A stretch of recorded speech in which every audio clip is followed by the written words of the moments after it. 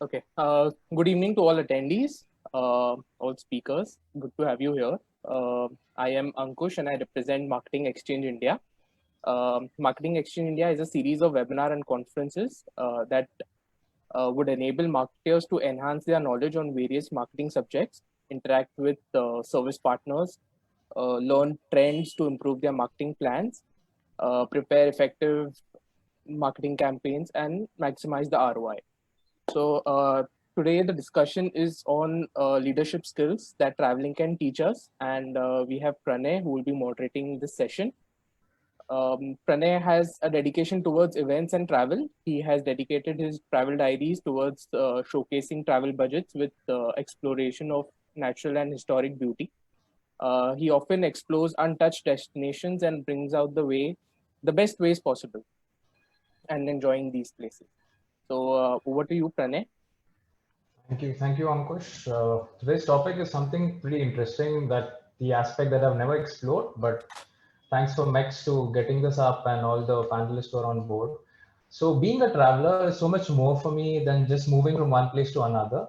You're getting out of your comfort zone, facing your fears, embracing new cultures, meeting interesting people from across the world, most of the time, signing up for new experiences and taking on new challenges. So that's what travel gets me to. I also absorb some things from every experiences, good or bad. It all becomes part of you. Soon enough, you're going to realize you're not the same person as before when you've started all these things. You've grown, and traveling has been the catalyst for change. Now, traveling, whether for a short period of time or long, exposes you to experiences that make you stronger, more independent person. This growth happens over a period of time, gradually leaving you certain leadership skills and qualities which you can apply back to your work environment and be a better resource to your company. Today, we have these experienced ardent travel enthusiasts who have grown independently in their respective fields by applying some skills and qualities that they may have adapted from their experiences. First, I would like to introduce Vineet Rajan. Vineet is a die-hard traveler who has clocked over 3 lakh kilometers on wheel. It's both two-wheelers and four-wheelers. He rides a Royal Enfield, which he services himself to this date. An old monk lover, me too. He goes by the name at the rate work from road, which is mostly how he likes for working. Vineet has been part of travel community, having co-founded biking clubs, moderating national biking communities with over 600 clubs, organizing biking and travel festivals over last many years. He rides a Royal Enfield 350cc, which he lovingly calls it Latisha. Guys, Latisha is an actress, a goddess, so you can think however it is. Professionally, he is a content and growth marketer and entrepreneur who has spent most of his working life in startups, including co-founding a highly awarded travel startup called Scout My Trip and indie blogger. Hi, Vinny. That's an elaborate explanation on you. Thanks, Now, Pranay. yes, and now I would introduce you to the other panelists, Archana and Vidur. Archana and Vidur are travel bloggers, content writers, social media marketers, and founders of Travel My Nation. They're highly skilled at writing genuine, engaging content across verticals such as travel, lifestyle, fashion, and auto. They specialize in brand promotion through familiarization trips, curated content creation on Instagram and Facebook, video promos, and also write blogs for leading publications all over the world. So far, they have covered over 5 international destinations and more than 300 Indian destinations. Oh my God, 300 is a lot. I mean, how old are you? 60? Getting there. I would like to formally welcome you all, Archana and Vidar. Thank you. Thank you so much. So let's start the panel, what we are here for. There's some very interesting aspect of traveling that I have not ever thought about it, because for me, travel is all about exploring and understanding and embracing things about it. But how do I take it to something into a professional mode is I'm trying to understand from you all, which you all have already done successfully in his life. So my first question, I would kick off with Archana and Vidur. What was the trigger to start your travel focused business? If I talk about myself first, so it goes like way long back. When I was a kid, there was this traveling thing which started inside me, which bit me literally. And as a kid, when I was in school, I would most of the times bunk my classes and my schools, and I would start, exploring different roads. So I was born and brought up in Shillong. So Shillong being a hilly region, I would start exploring different roads. From there, the travel thing bit me. Then when it came to taking up a career, I was, uh, I was very focused that I want to do something in the travel industry only. And the easiest way for me was to join an airline as a crew, so that I could fly places. So I was always the easygoing type of person. So I started my job with Indigo Airlines because it had traveling in it. And when I switched to different jobs, I kept this in mind that whenever I look at the job description, it had to have traveling is a must kind of. And any job description which had traveling is a must kind of was where I would apply. Then it happened that I think in 2015, I ended up joining this company called Econ, which is a French company and which is into digital marketing. Instagram had started like around 2013 to 12, I think. So when I started this digital marketing, when I was working with the digital marketing agency, I got in touch with a lot of international bloggers and a lot of big Indian bloggers. And I realized how the social media industry and Instagram and the blogger thing works. I realized that it's not easy as in there is a scope of making money once you enter, the blogger life kind of. uh, Going back, I noticed that I had a lot of pictures on my phone which were still not posted anywhere. And from that point, I started posting pictures on Instagram, which started taking traction on my personal account. And I spoke to him, and we decided to open a joint account, which is Travel My Nation. And all the pictures which were there on my personal account shifted to Travel My Nation account, and from there, it's going on. It's history kind of. Yeah, so yeah, I guess that's how we started. We Yeah. both met because we had a passion for travel. That's how we as a couple came together. And we started Travel My Nation not as a business, but as a way of sharing our stories and experiences online. That's how it started. At that point of time, we did not realize that we are going to be doing this 5-7 years down the line. And I think after 6 months or a year into starting Travel Nation, we started being approached by brands. We started getting a lot of traction through followers coming in, people commenting on our pictures, and that's when we realized that even though we are very late uh, in the blogging game, but there is still scope for people who are starting off, and that's where we realized that there is a revenue model. And Travel Nation took off, and now it's been 5 years, and we're doing really well. So that's how we started. And in fact, Travel Nation has now led to us venturing into another business. We're starting our own travel startup. Fingers crossed, uh, COVID getting over soon. So that's on the card. So yeah, it all stemmed from, I think, our passion and Our a passion. mutual interest. So it's generally it started off with sparking your passion and you'll developed it across. And though the blogging area is much more blogged, but you'll somehow manage to figure out a niche and drive it out your contents to the people what they want to hear and what they want to understand. Okay, that sounds good. Absolutely. Hi Vineet. Finally, let's talk about Latisha. Let's see how did you what triggered you to start your travel focus business. So, my earliest memory of travel, and this was earliest memory would be when I was 5 years old, maybe six, you know.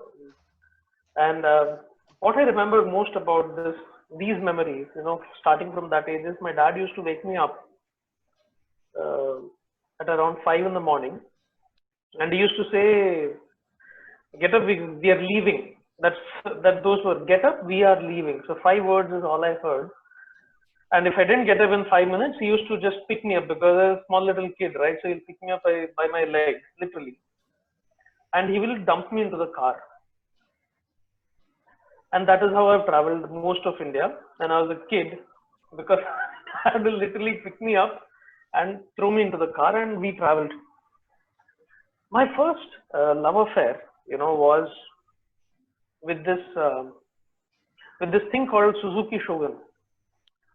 And my brother had bought it in 95, 96. He had bought it back then, and he then gave it to me as a gift in 2000, when 2001, when he graduated from.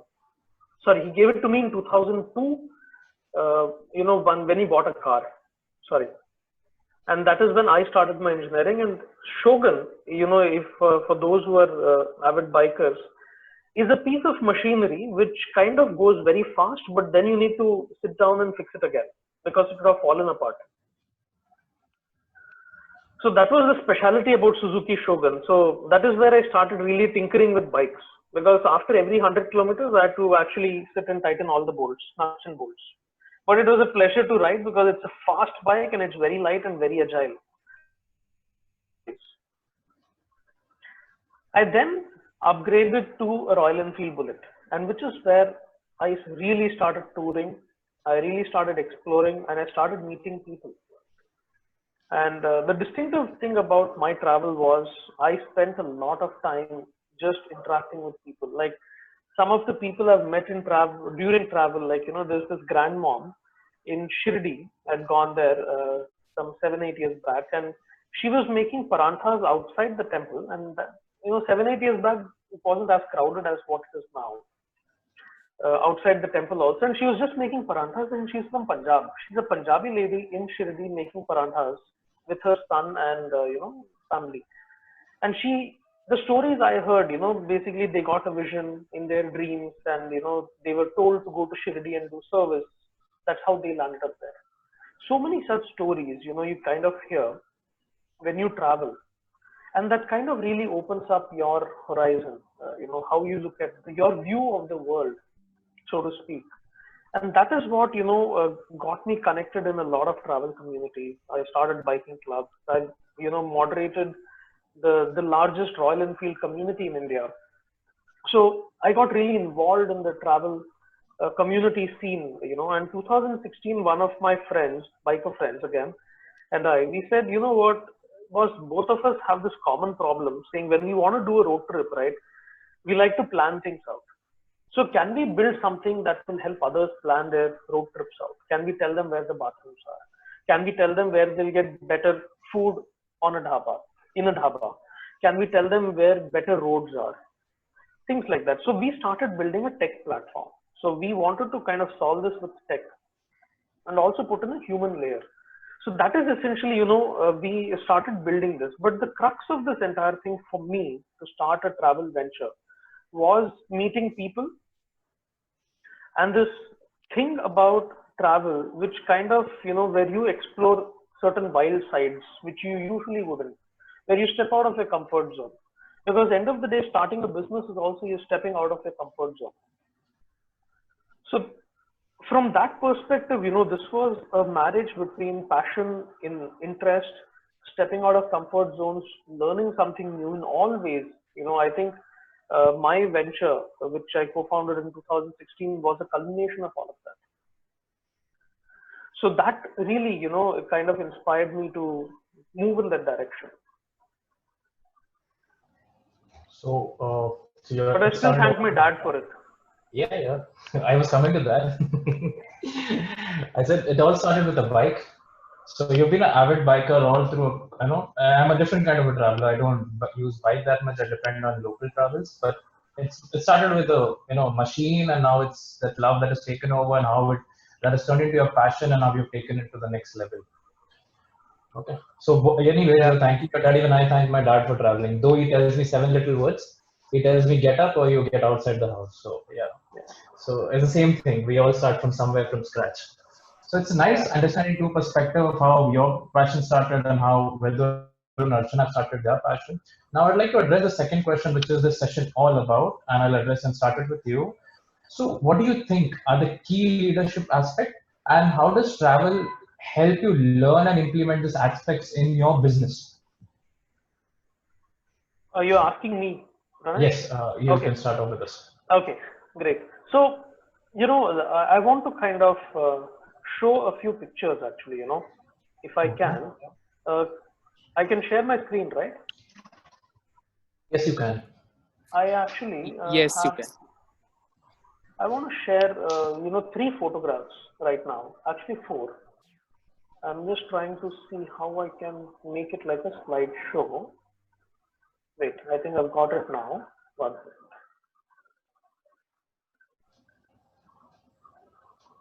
How much of this is visible right now? Is this visible to everybody? Yes, it is. I mean, It you is. can see the Yes. picture as the foggy image. Yeah. So this image is from a trip. I'll give some context. This is from the very same trip. Okay. The time of day is 4 p.m. Okay. This is around 5 p.m. And this image was taken at 9 p.m. Okay. Between these 4 pictures, we had traveled 5 kilometers. Between these 4 pictures, 5 kilometers is all we had traveled. And this was in 2011. And we had gone to this place near Bombay called Bhima Shankar. It is also one of the 12 Jyotirlinga temples. We couldn't make it inside the temple, that's a different issue. But we had gone here and we reached here well in time. We reached by around 2 o'clock. We had a nice lunch and then we wanted to head back home. So we thought we'll head back home. But 4 o'clock we started and it was like this. And this was during monsoons, month of July. And Maharashtra monsoons are pretty insane. What happened was there is so much of mist around that none of your headlights are able to penetrate through this. So you have absolutely no visibility. And Bhima Shankar is a hill station. And it's very winding, very curvy. So you go little ahead beyond what you should, you're down the hill. The way we kind of came out of this was that we took a call saying somebody has to lead the group. And the only way we could penetrate through this fog was having a very streamlined projected beam of headlight. So what we did was we broke my headlamp, the outer glass. So now no longer light is going to diffuse now, light is going to go in a very centered way. So if you ever want to try this out in fog and you're stuck, the first thing you should do is break your glass cover on your bike. What will happen is light won't diffuse.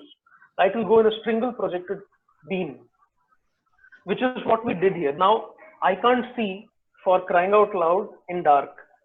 Yeah. And the general consensus was that they'll break my headlamp. So who has to lead the group? The blind man in the group is leading the group. I can feel you. So the blind man in the group took them 5 kilometers down the hill, and by 9 o'clock, and then we further continued. So we covered that night around 30 kilometers to reach downhill. We reached at 4 a.m. At 4 a.m. we reached, but everyone was safe and sound.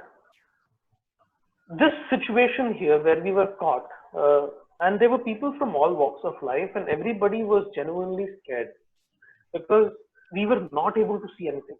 But somebody had to stand up and take a call saying, I will see you home. And we couldn't have stayed there in Bhima Shankar. There are no places to sleep and it's raining throughout. So you had to find shelter and you had no option. Situations like these that travel throws you in are something you must or everybody should experience. Because only in such tough situations does it really come to the fact that you take tough calls, where you may take a risk, where somebody's life is literally in your hands and you have to see them through. So, in terms of travel, and this particular incident in particular taught me, that certain times one has to step up. You have no option but to step up. And when you step up, you take complete ownership of whatever is thrown at you, because then you're in it. You can't step back. You are completely in it. And this is, one thing I'd want to kind of leave everybody in the audience today. One crucial aspect of leadership is The simplest thing also is just to step up. You'll be surprised how less initiative people want to take. And if you're the first person to take the initiative and you see it through, it is the first step in the ladder of success. Believe me. In fact, you would have seen it around you. A classroom where teacher asks who wants to answer, people won't raise hands. It's just that you raise hand, you see something through. Things will fall in place on the leadership front. People will immediately start looking up to you. But you have to follow things through. You need to have a plan. You can't faff your way out.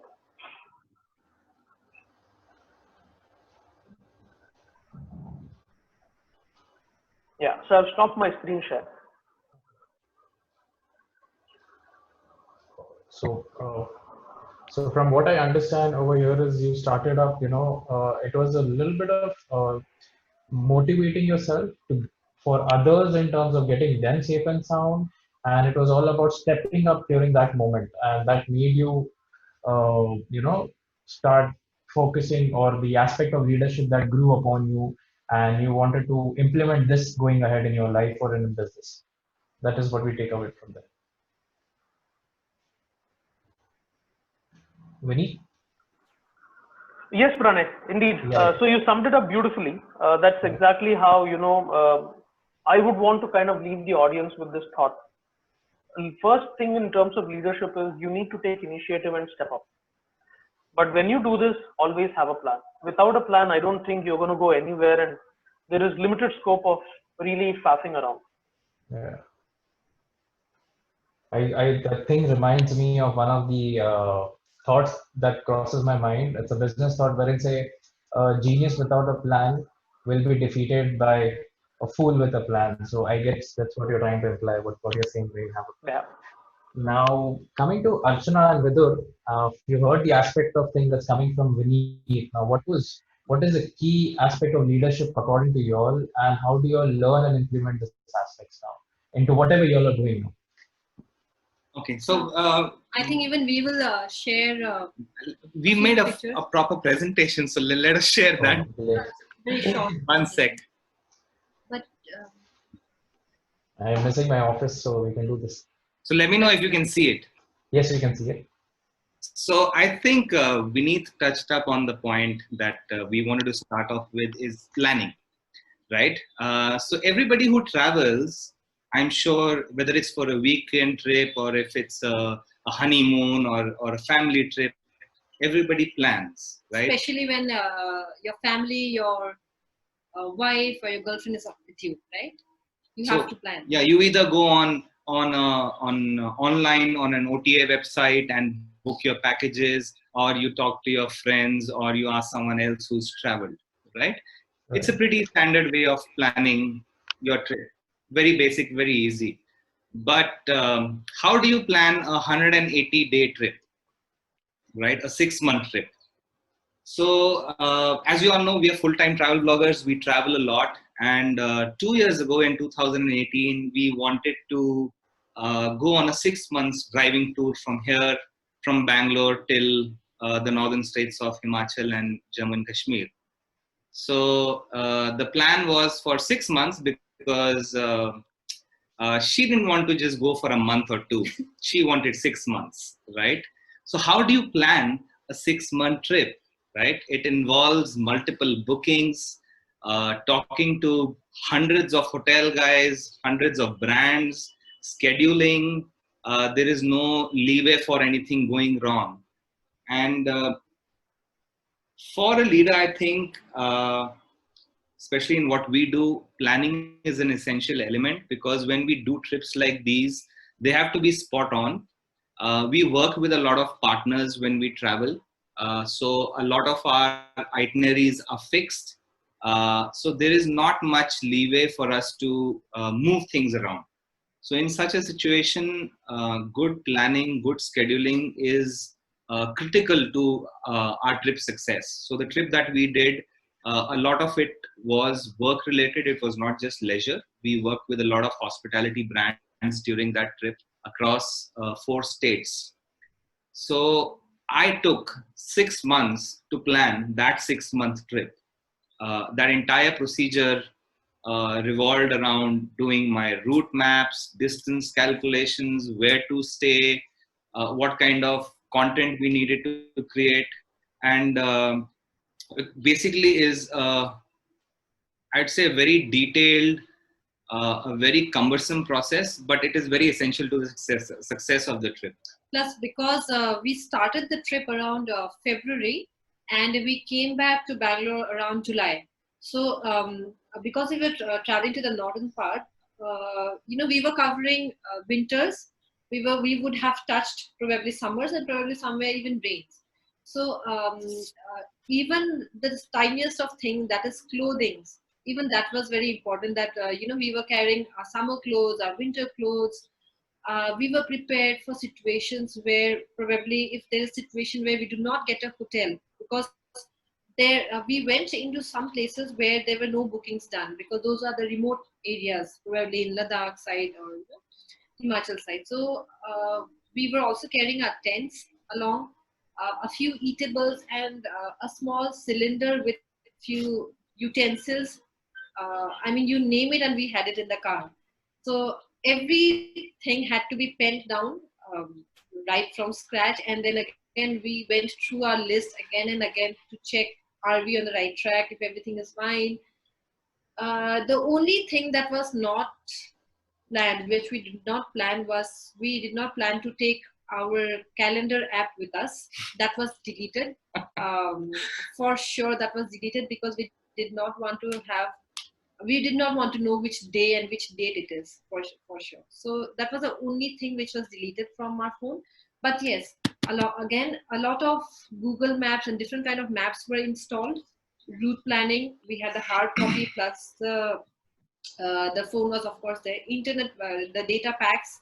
So everything was planned. So what traveling teaches you is also planning. Like when you are at work, when you are going to maybe handle a certain project, a new project, right? The planning from scratch on how to go about it, where is it going to go, if the project fails, what is plan B, what is plan C, who all are going to work in the project. So these are the very small things, which travel definitely teaches you a lot. It just enhances the entire thing. It just enhances. So we had some pictures, so we just run through some random pictures of where all we visited. So basically it's a 6-month trip, which is into like 13-14 pictures now. Yeah, so these are all the places that we had to plan. Some places had roads, some didn't have roads, some had hotels, some didn't have hotels. So yeah, it was a mammoth task to plan for all these places that we covered. Yeah. So the next thing that and that's part of big part of our bread and butter as social media personalities and travel bloggers is our social skills, right? And because for us, we travel a lot, and wherever we go, our first connect apart from the destination is definitely with the people, because we like to immerse ourselves in the culture, the stories of the region, the food, and all this culminates from the people who live there, right? So our first connect of wherever we go is someone, right? And having the right social skills means your ability to connect with someone instantly, because these are strangers. These are people who do not share the same culture, food habits, language, thought processes as you. Uh, so sometimes it is very difficult to communicate with these people. So that's where your social skills come into picture. How you communicate, how fast you gel with them, how comfortable you make them feel into conversing with them. And we have a few. She's really good at it. I'm lucky to have her. So there are some instances we wanted to share. Would you like to? Yeah, so I think this picture with the Jawan, this was in Chitkul. I think we were carrying so this was during the 6 months trip again. Mom had packed some mattis, what are mattis? What do you call mattis? Mattis is a snack. Yeah. So she had packed some mattis. And when we reached Chitkul, so this person out there, he was the border in charge, the gate in charge, basically. So we started talking to him, and we offered him mattis, and he was like, wow, he has never, I mean, it had been long he hadn't tasted mattis, like, because even he is from Punjab. So yeah, so we gelled with him, we offered him some, he offered us tea, which was not allowed, much needed, because it was freezing cold, and we were but it was in not search. actually allowed by him, so but he did for us. Lucky for us. So the second picture is I think it happened in Bandipur while we were staying at this particular resort, and this guy is the bartender, and we were the only guests with him that day on the bar, and he gelled with us so much and so nicely that he started talking about his children, about his education, his children's education, and probably it was just 1 hour of time that we had with him, and this is how he was gelling. And the next day he was even ready to offer us something on the house from his side, kind of, right? This was again in Chitkul, and this guy sitting with me is he was the only staff at the hostel that we were staying in, and he had traveled close to 2,000 kilometers to get this job, and he's from a place which doesn't even know what snow is, right? They've never seen winter in their life, and I mean, you can see the background, right? So he had loads of stories of what it was like when he first came to Chitkul and first saw snow. And it was just so amazing, because this moment, this is not a staged photo. Yeah. This is a spur of the moment photo that I happened to take when Archana and that guy, I'm sorry, I forgot his name, they were conversing. So it's memories like this, it's connects like these that are really important. And I remember he told us that it was one of the first times that someone is actually talking, some guest is actually talking to him, taking out time and not asking him to carry the bags or making tea or something. Someone is talking. This was again Run of Kutch, where you can see all these people. They were from Indonesia, one was from Thailand, one from Malaysia, and I forgot the fourth one. And we became good friends, Yeah. And we are still in touch with them. With them. So these are the skills we've picked up along the way, and that really helps us going, because for what we do, staying in touch with people, connecting with people is very essential to our business. And we're just going to hurry up a little bit. Next is, I think Vineet also touched up on this, is decision-making skills, which we feel are essential for a leader. I'm just going to show you a small video, and then we're going to move on.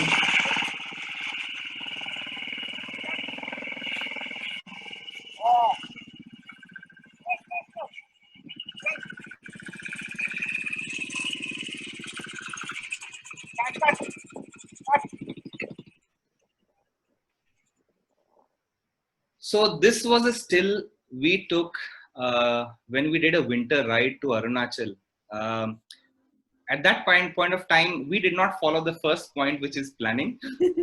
And we went there without snow chains, without any winter wear. If you see the photo, I'm just wearing a wind cheater, right? But that's how you learn when you travel, right? And we reached a point where we ride a Duke, and those are stock tires. And it was not able to ride on, and you can see the terrain. There is no grip, so the tire just rotates in place. And in such altitudes of 14,000 feet, you get hit by AMS.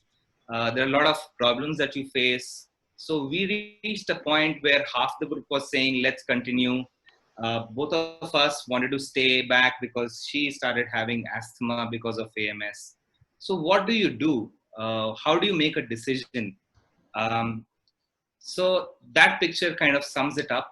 That was taken by me, and so that's a huddle happening right in middle of a snowstorm. You can see the snowstorm approaching from the front, and we kind of took a break there and thought over what our options are. And you can see that there's an army base in front, and I think for the next 15 minutes we were contemplating what to do, and we decided to stay back. Right, that was the decision we took in the interest of the group.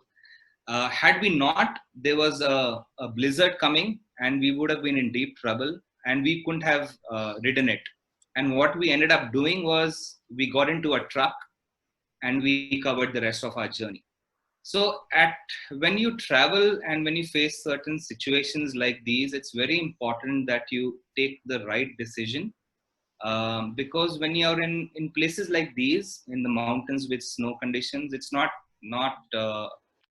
one wrong decision can have a bad impact on your trip and on your lives, right? So thankfully, we used our common sense, we made the right judgment, and we hopped onto that truck and we covered the rest of our journey.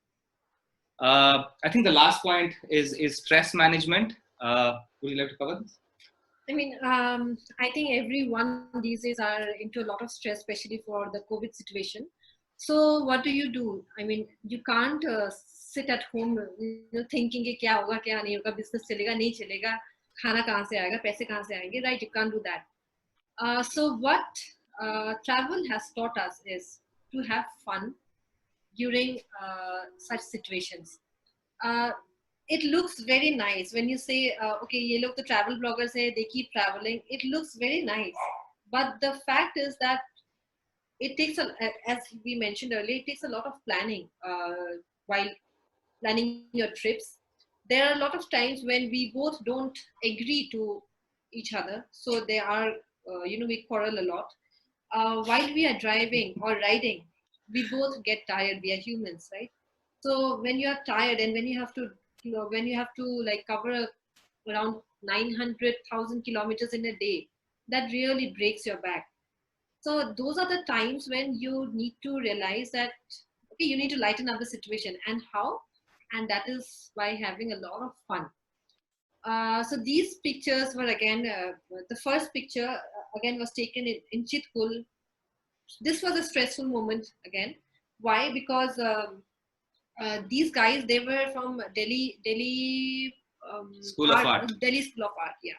So they had come there to finish up a project, but because of heavy snowfall, they got delayed. The project got pushed, and they had a schedule. Next day they had to return. So they were a total of around 20-30 boys, and they were all tense and all.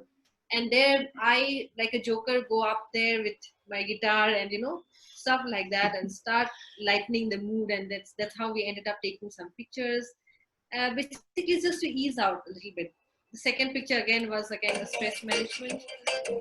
This was once we had a fight. I asked Vidur to just keep writing and just mere ko nikal do, and this is what I was doing, which lightened up the mood, And That's what you all do when you all fight. this was while we were fighting. And these sometimes these are the better fights that we have. Okay. And these are like very unplanned moments. It was not done just to create content or something. It was just done because I like dancing as well, so I wanted to ease out. And yeah, these are another few. So these are lighter moments, right? Stuff that we do, fool around to kind of beat the stress, blow off some steam, because in our jobs, things that look glamorous are not as glamorous as, off the camera. It's a lot of hard work. I'm sure everybody knows. So a lot of us need to do certain things to kind of let loose. And these are kind of things that we do, right? So yeah, that's about it. I think from our perspective, these are the certain leadership skills that we've picked up along the way in the last 5-7 years. A lot of it that travel teaches us. So let me just stop sharing my screen 1 second. Yeah. So it was a very interesting aspect that you all covered. Like Vineet covered a certain aspect and he left it at the planning stage of it, and you'll continued from there. So it was a nice coincidence that you all started from there. So it was what points you all covered, and you all say is okay. Obviously, first is planning. Second, we say social skills, which are very important. And I really connect with you on this, because when I am traveling and I'm going through local traveling, it's a very important aspect to speak to the locals, understand with them, and make decisions at that time. So then you come up to the point of reaching the decision-making moment at certain aspects of your traveling, and obviously the stress management. And I think you're stressed for each other, so let's leave it there. So I think, Vineet, sorry. the points that Vidur, I think, touched upon, and I'm also seeing a common thread here. Yeah. Between what we have to kind of share is tough moments teach you the biggest life lessons. And rightfully said by Archana and Vidur, traveling is not as glamorous as people make out to be. In fact, especially for Archana and Vidur, it's a lot of hard work. because they're professionally, doing this. And like for me, it's very difficult. I like to disconnect when I travel. So, usually till a long time back, I used to have one old Nokia phone, which is just a small keypad, and I used to travel with that because I just didn't want to take a photograph while I was traveling. It's a moment where you just experience the surroundings, the bike, the air, and it's just you. And there is one thing, I feel that I should kind of touch upon, and I'm going to show a series of pictures. Uh, because one aspect about leadership which I'd want to really speak about is patience, because I think when you have a team, when you need to get them to work, there are instances where they'll make a lot of mistakes, and patience is a very acquired skill. It's actually not something you need to have inherently with you. There's an instance I want to kind of quote here. I'm going to try and share. Let me see how the sharing works. Okay, 1 second.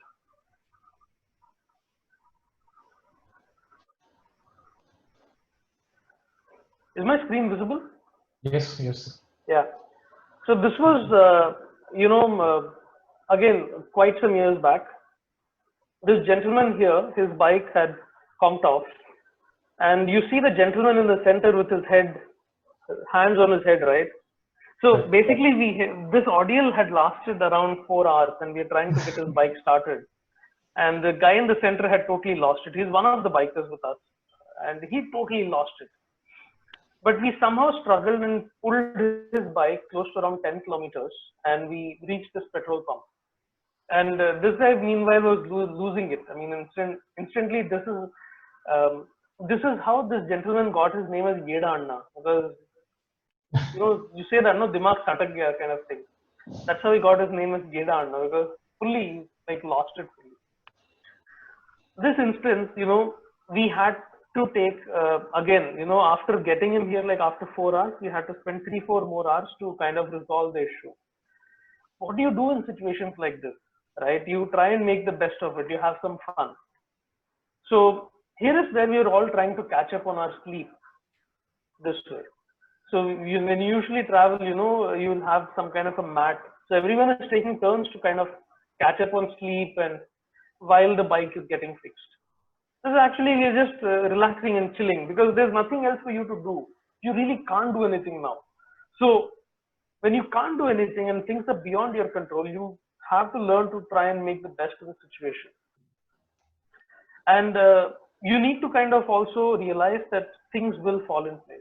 I mean, the more you try and stage manage things, the more you try and micromanage, I think it only makes things worse. Sometimes it's better to stand back and just focus on the larger pieces. So in our case, our larger piece was get the bike running. That's it. And people who have to do it will do it. We need to step back and we need to just hang back and relax. So one crucial aspect of patience in leadership is to learn to let go.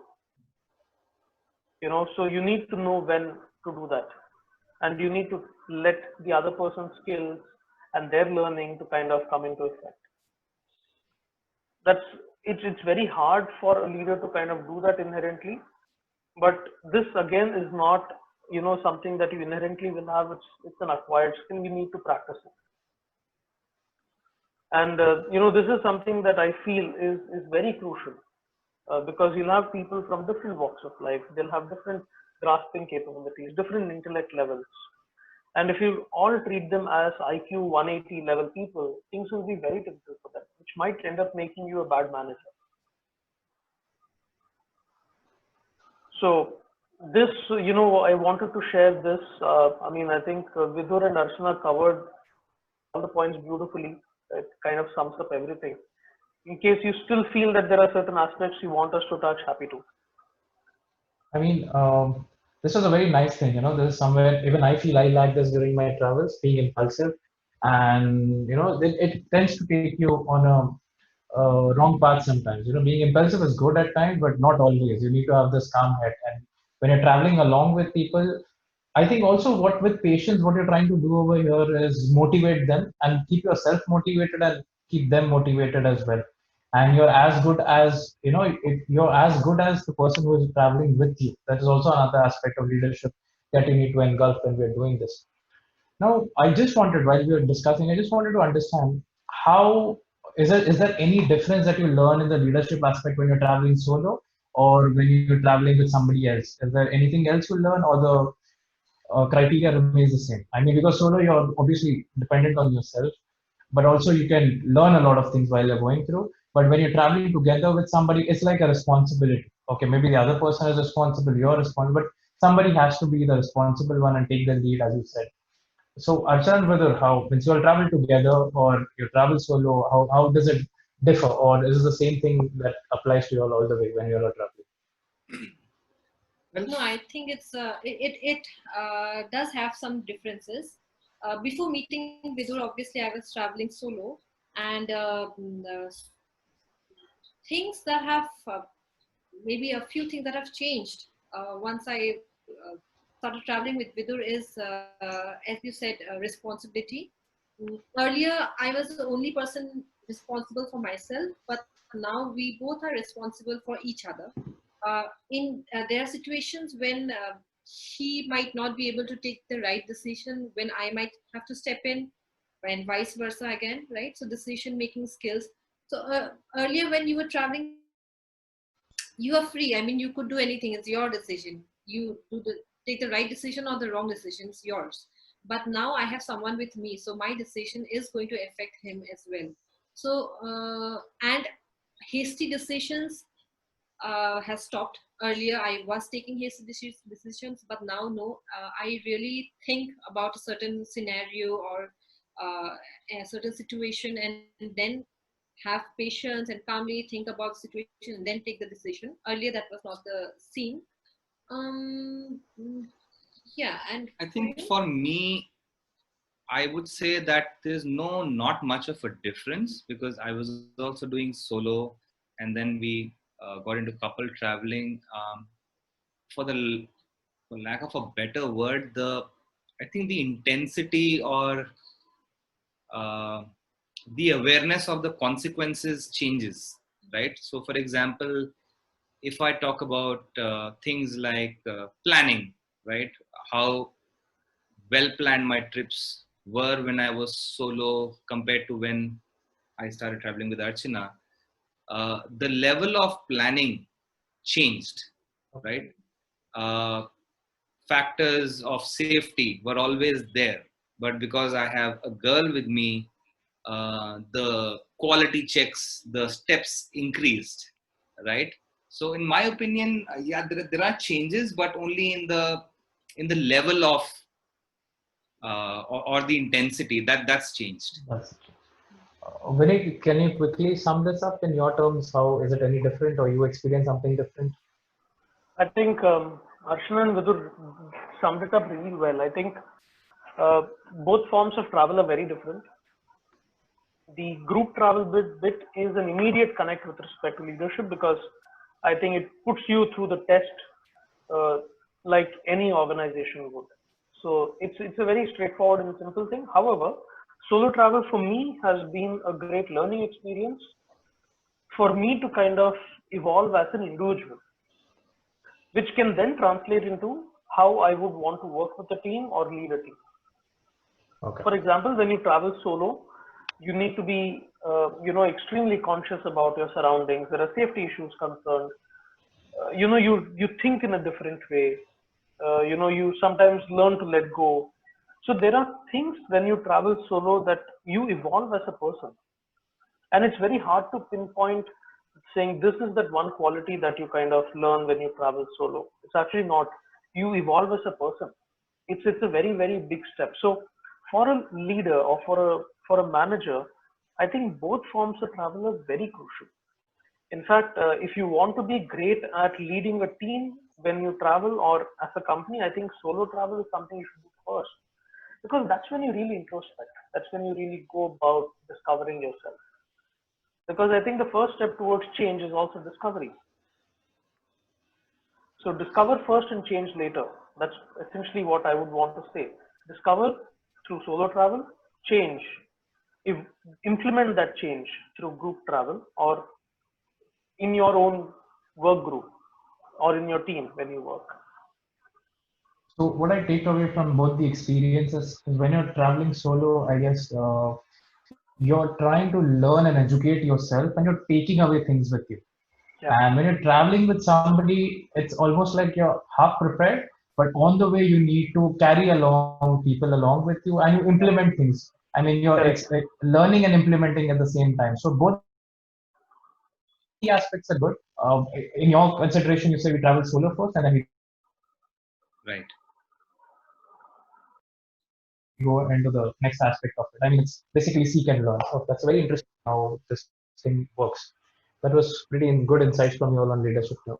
Now, only the last thing. I mean, we touched upon this while we were talking a lot over this. People think it's really fun doing, when it's your passion, and people think making it into business, it's really fun. I mean, it's definitely not. I can vouch for it. But how do you all think? What is it a challenge, or is it easy making passion your business, or merging them both and getting a good outcome for it? Vineet, would you like to touch upon this first? Yeah, I will. I will. So, you know, travel or any passion for that matter, when you want to make it into a business, when you want to build something out of it professionally, one has to remember that unless and until you are, doing something on a very small scale, your passion will eventually uh, dry down. And that I'm saying this from personal experience. I mean, with Scout My Trip, what essentially happened was uh, we had big ambitions as a travel tech venture, and we are not in the the touring business, so to speak. We were in the travel technology business. So travel was a passion. We started something in the technology space, and we realized that we're actually traveling far less. So what was happening was that your passion, which was the main reason why you started something, is also taking a back seat because business takes precedence over anything else. If you're starting a venture, unless and until you're able to really marry the two and continue your passion in the real sense. For example, my previous venture was indie blogger, and I was very passionate about blogging. In this case, what happened was I was able to actually take my blogging as a passion into a profession, and I continued doing that because that is what was making me money. So passion to business is very dependent on the business model. If your business model does not, it requires you to think more strategy, think more numbers, think growth, then your passion will die. But if your passion and if your business model are well aligned in the sense that I'm going to not do something really big, I'm going to be doing things hands on, and I'm going to really pursue my passion, then it will actually be a very good fit for anybody doing it. And it doesn't have to be travel specific, it can be anything. Take any situation.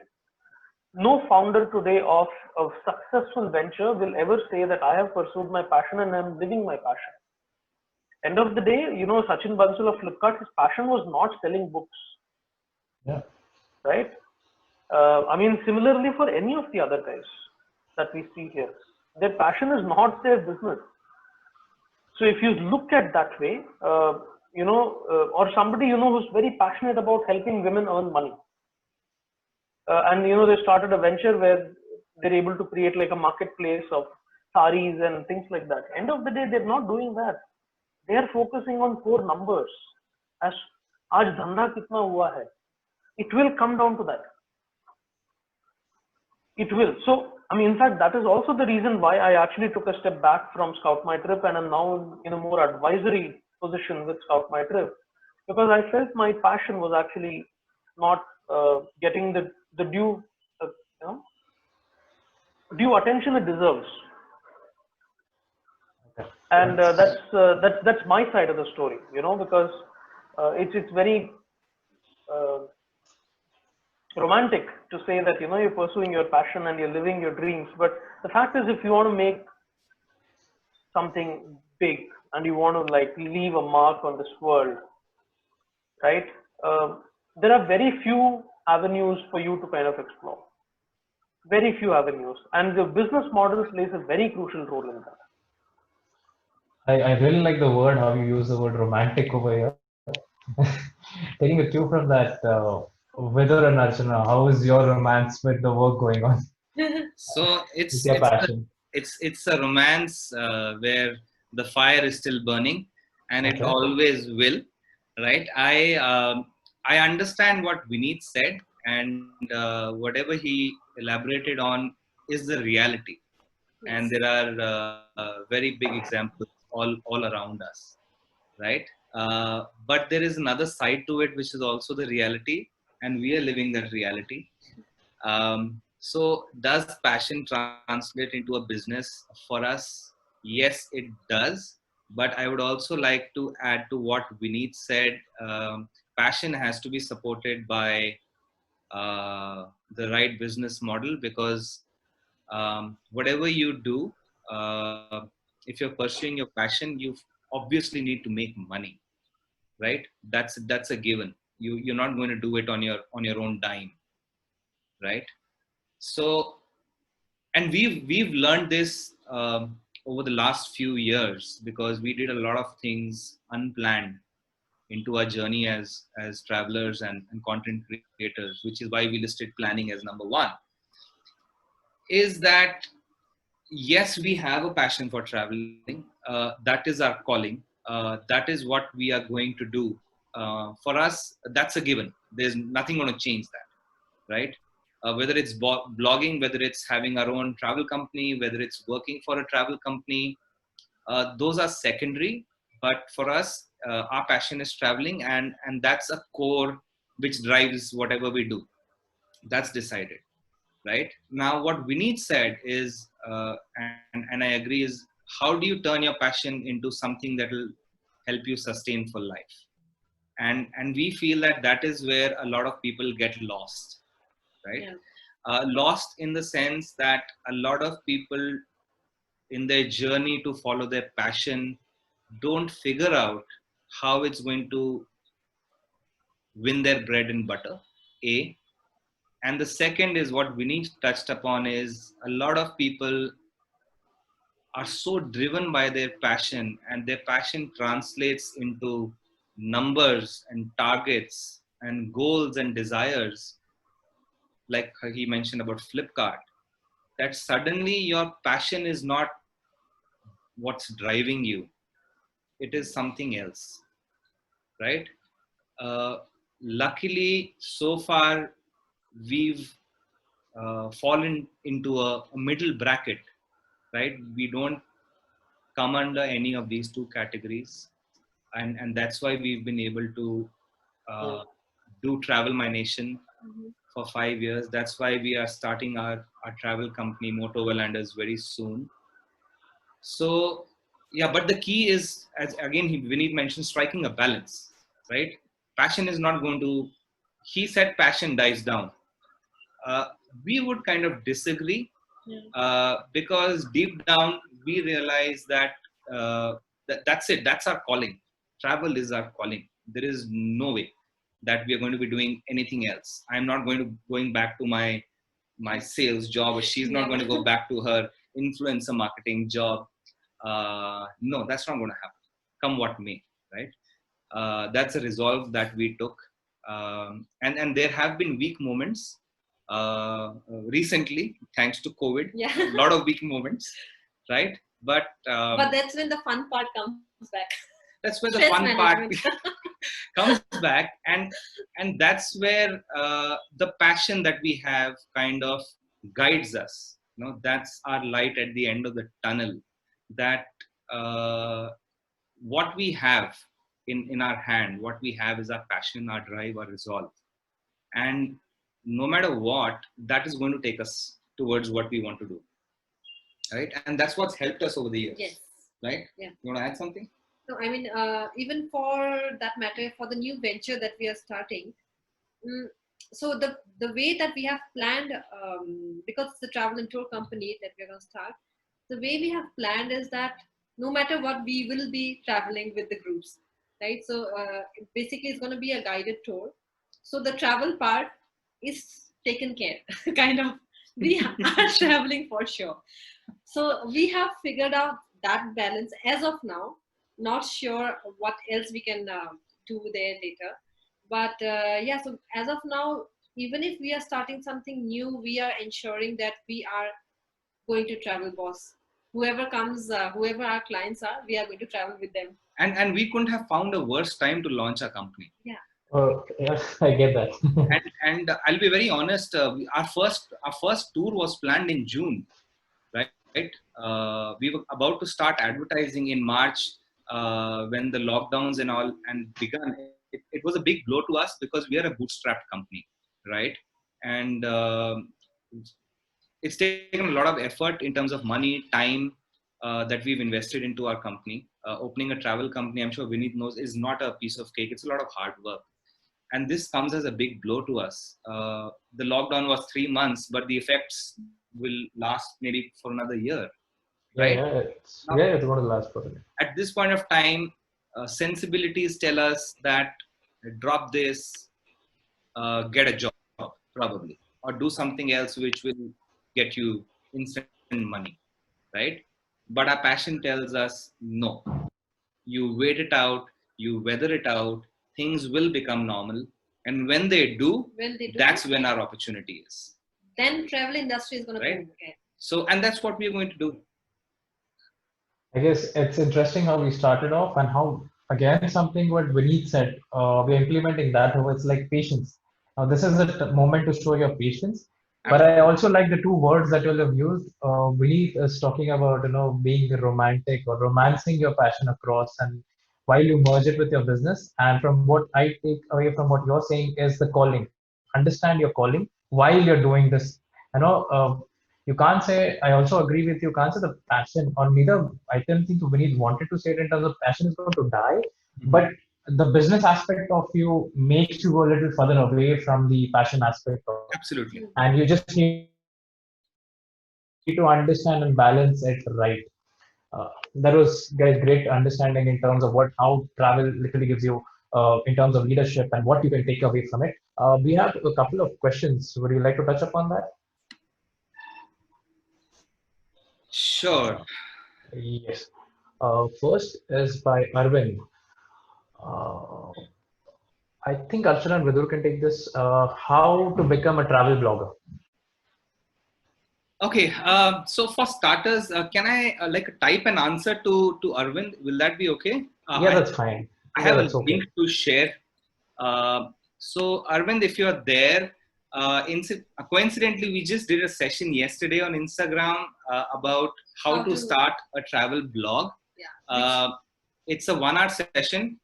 It's not going to give you all the answers, but it'll give you basics of what you can do to start a blog. So I think we have covered a lot of topic in. So why don't you give like a couple of points? Like for example, Arvind, we have covered topics on selecting your domain, on planning on your niche, on what exactly you want to blog about, how to go about content creating, how to go about doing some SEO for the content that you're creating. And we have spoken about things like editing your pictures and your videos, and where all to share your content, about consistency and a lot of stuff. I think it's a long answer. I'm afraid if I get into this, Arvind, it's going to take probably an hour more. But is it okay if Arvind gets in touch with us later? We could probably explain to him. But the only thought that I'll leave you with Arvind is, before you become a travel blogger, first decide why you want to be a travel blogger. Is it for passion as a hobby that you want to do, or do you want to make money out of it? First decide on this, and then probably we'll be able to guide you on the next steps, what you need to do. I hope I've answered part of his question. I guess, yeah, I think so. That should be fine. I think, Arvind, you can get in touch with Vidur and Archana. I think They have their own page. You can get in touch and to understand it more elaborately what they want to say. Next question is also towards Joel. Travel and Nation. Hi, this is Treasure Trip India. I want to ask you, if someone is new to exploring and they don't have much of an extrovert personality, are there any specific tips for them? I think the only tip which I taught my sister, because she's an extrovert, and I was taught that tip by my teacher. Introvert. Sorry, she's an introvert. Is standing in front of the mirror and talking to yourself. That is probably one of the best things you can do if you are an introvert. And you just have to keep talking to yourself on the mirror. It looks like it might look a little crazy on your part, but trust me, it's not, because given some time, you'll realize that you are actually coming out of that personality. In fact, even during work, for people who are introvert, like in my previous companies, for people who were introvert, this was the only solution I was giving them, and trust me, this was working a lot, and this works. I mean, you cannot suddenly tell someone ki it's okay, keep jaake baat kar lo, it's okay. That is very easy to say, but to implement and to practice, it takes time, and this is the best way how to practice. So can I add one point? Yeah. So I am an introvert. I'll be very honest. So the thing that I did was, it's very scary to go and start talking to someone directly, right? For introverts, extroverts probably might not relate to this. So what I used to do is I started small. Now, how do you start small? Let's say you're staying at a hotel, right? Now, talking to a guest or someone staying right next to you is like a big deal. This is like a scary stuff. Talk to the staff. Talk to the guy in the reception. Talk to the waiter, right? Now, they're not total strangers because they're associated with an establishment where you're staying. So there is some common connect, right? So I started doing that. And when I started doing that, I found myself slowly getting comfortable talking to people. And once you get comfortable, move to the person next to you or the person you want to talk to you. So start small, take small steps. It's not easy, but if you start with this small step, it should help you a lot. I would also like to touch upon the subject because I might look like an extrovert, but I am a very introvert personality as well. I find it difficult to talk to people while I travel. But at the same time, I think it's just the learning. I mean, you can do all the things that you want in life, but I think every moment will teach you while you're traveling how to talk, when to talk, and whom, and the way you should put up things. So it will come to you if you're traveling. I mean, that's the part of it that's going to come. And Absolutely. you can take these aspects into work, but it can start anywhere. You can just be stuck on the road. You have no idea, but that what is the best you can do. You have to talk to people and understand and find the best way out. So that's about it. Now, next question is from Anjali. On your road trip for 6 months, did it function all as per the plan, or how did you all adapt to the change on the way? Any specific challenges, guys, you faced? Anjali, do you think looking at them, it went as per all their plans? Well, luckily my planning was spot on. Yeah. So for 95% of the trip, everything went as per schedule. But what was not scheduled was her sister decided to drop in. So I forced my sister. so our car was loaded. We had stuff it was a home on wheels, right? So, and her sister decides to join us for the Ladakh route.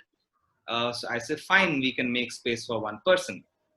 And so what happens is, I really didn't know when Zojila Pass was opening and when Rohtang was opening. So we are in Ladakh, and she says, I have a flight from Chandigarh on so and so date. And at that point of time, we didn't know if Rohtang was opening because we went to Ladakh in May. Generally, people go Ladakh region in June, July, August, right? And we were there in May. So I think 2 days before her flight, we decided to do the journey towards Rohtang from Leh. We didn't know it was open. Incidentally, we were the only people on the road. So from Leh till Rohtang, there was no one. It was just us, right? And we took that risk. We had no information whether the pass is going to, if the guys are going to let us cross. But once we reached Rohtang, luckily it was that very day the pass opened, and we went down, and her sister was able to catch a flight, right? So it was a risk that we took, and good fortunes, it panned out for us. So I think, Anjali, you have your answer. Hopefully. Next one, Vineet, this one is for you. As a traveler, how will you monetize and sell your products, experience picks, etc.? What are the best digital business model beginners can use? This is again a long answer, but I'll keep it very short. So the selling business is hugely competitive. So one needs to think of ways to differentiate. So whether you're in the travel business or whether you are in the apparel business, the one thing is going to be constant is to differentiate. Now, when it comes to differentiation, you might not be able to differentiate too much on the product because you're not making any, unless if you're making some product of your own, then it's a different thing altogether. So let me try and explain this from a merchant standpoint. So if you are a merchant selling biking gear or travel gear, then the way for you to differentiate is the touch points, making it as simple as possible, which is what differentiates maybe an Amazon from a Flipkart or any of these other guys, because they're touch points. There are certain things that they've done on the supply chain, the deliveries, the overall experience which matter. End of the day, you will buy the same phone on Flipkart, the same phone on Amazon, and everything is else is the same. The customer experience which makes the difference, and the touch points which make the difference. That's all there is. So for you to really get started here, I would suggest don't start off with social media, Instagram or Facebook and all. They're okay to have, they're good to have, but I think it is more important for you to really assess the need for what you're selling. So start small, start with WhatsApp, start with immediate circles. Get your hands dirty, talk to people, go to a mechanic store and you will meet motorheads, bikers and car fellows alike, or join a trekking group or join a photography group, talk to people. That's the best way for you to assess a need for something that you're selling or want to sell. Once you've assessed your need is when you need to then start figuring out the touch points. Your touch points, and this is irrespective of whatever stage you are in, you must have an online presence that you call your own. And it's not your social media accounts, it is a website. That is the single biggest thing that will differentiate you from anybody else. So check out things like Shopify, things like ShipRocket.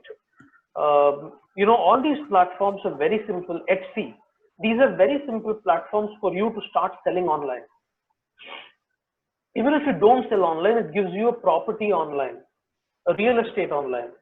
And you can use that while you're in conversation, while you're talking to people. It immediately builds trust. It immediately builds some credibility. It gives you a certain sense of personal branding.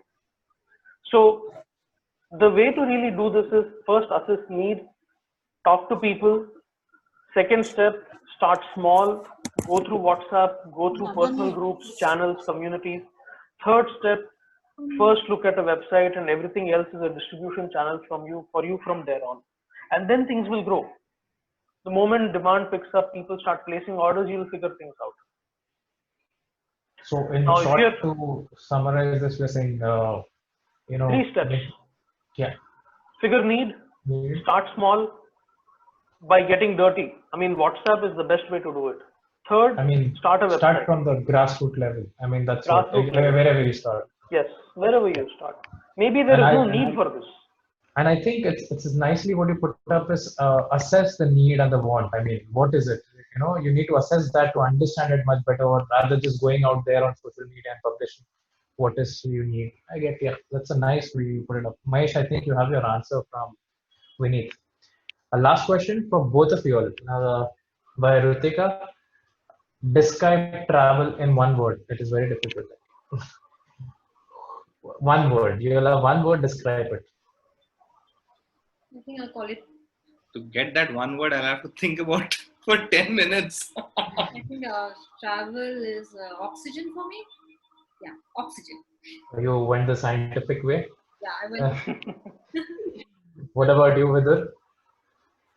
For me, it's peace.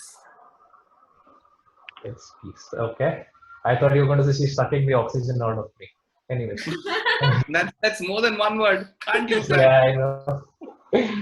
Vineet, what about you? The one word which would say travel for you? H2O, since I'm going with the theme of being scientific.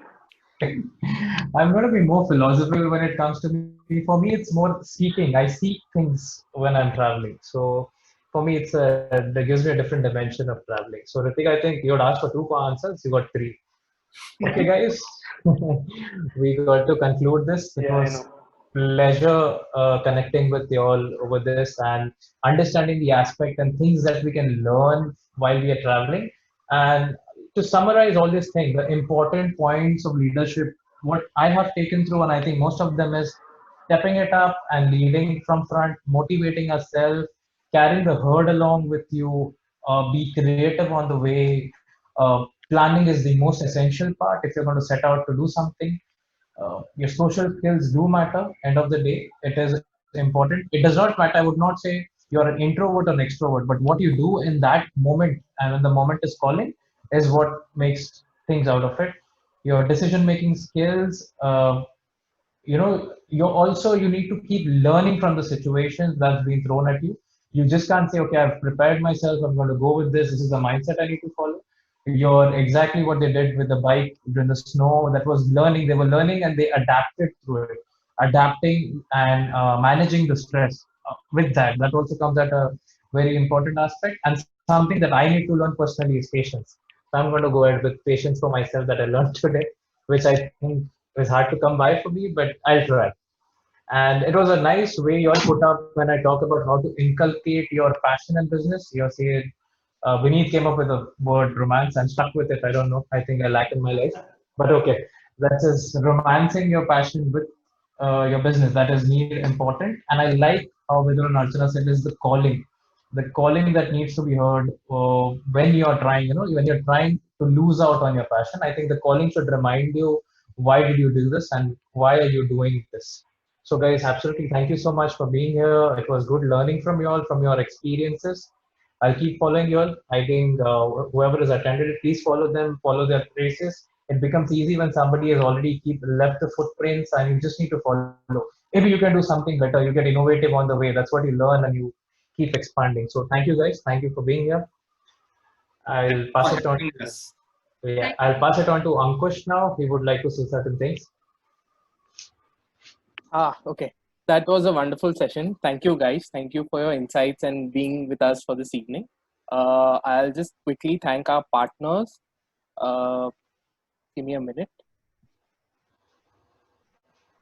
So, yeah, thank you, partners. That is Execution Partner Fair Act, Technology Partner Fix Center, Association Partner ISA, and Travel Bloggers Travel My Nation. Thank you for being with us. Also, a special thanks to the team who made this possible. One more announcement: we are launching. One second, where's this thing on? Okay, yeah. So we are launching a B2B networking platform and a session where we connect exhibitors and visitors on one platform. So we're launching this soon, maybe the first week of July. And so just please follow us on our social media. Be updated. Again, thank you, Vineet. Thank you, Archana Vidur, for being with us, for accepting to come as speakers. Thank you, Pranay. You've been a great support. It was great to have you guys. Thank you so much, guys. Thank you so much. It was a pleasure, and thanks for hosting this. Thanks to everybody Thanks for attending. Thank you, everybody. Thank you so much. Thank you, all the attendees. Thanks a lot, guys. Bye-bye. Thank Bye-bye. you. Bye. Bye. Bye.